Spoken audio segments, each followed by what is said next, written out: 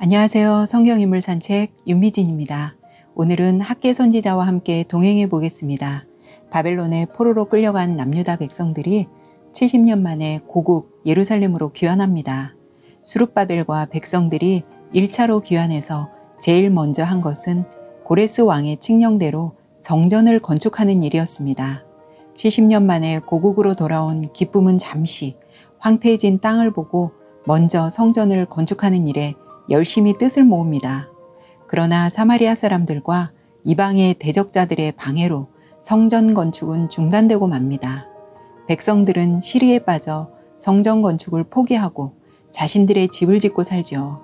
성전 건축이 중단된 지 15년쯤 하나님은 선지자 학개를 보내십니다. 지금은 성전을 지을 때가 아니라고 백성들은 말하지만 하나님께서는 지금이 그때라고 말씀하십니다. 성전 건축뿐만 아니라 백성들 간에는 많은 갈등도 있었어요. 포로로 끌려가지 않고 남아있던 사람들과의 싸움도 끊이지 않았지요. 이런 상황 속에서 하나님은 학개 선지자를 보내 백성들을 위로하고 설득하게 하십니다. 학개는 23일 동안 백성들에게 하나님의 말씀을 전하며 감동을 줍니다. 학개 선지자의 말씀에 감동받은 백성들이 다시 성전 건축에 박차를 가합니다. 성전 건축을 진행하다 보니 예전 솔로몬의 성전에 비해 한없이 초라함에 백성들은 한숨을 쉽니다. 이렇게 초라한 성전에 하나님이 계실 수 있을까? 학개 선지자는 말합니다.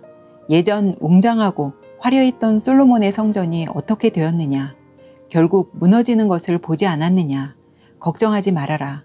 예전 솔로몬 성전 때의 영광보다 나중 성전의 영광이 훨씬 클 것이라고 전합니다. 하나님은 성전의 크고 작음을 중요시하는 것이 아닌 백성 한 사람 한 사람의 마음을 보시며 조금 있으면 만국을 진동시킬 만한 보배, 즉 나중 성전이 오실 것을 예언합니다.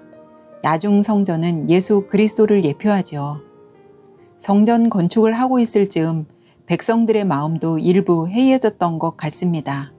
정결하지 않은 몸과 마음으로 성전을 지으러 오면서도 거룩한 사역을 하는 것에 대해 스스로 정결하다고 생각하는 백성들에게 학개 선지자가 정결 문제에 대해 지적합니다.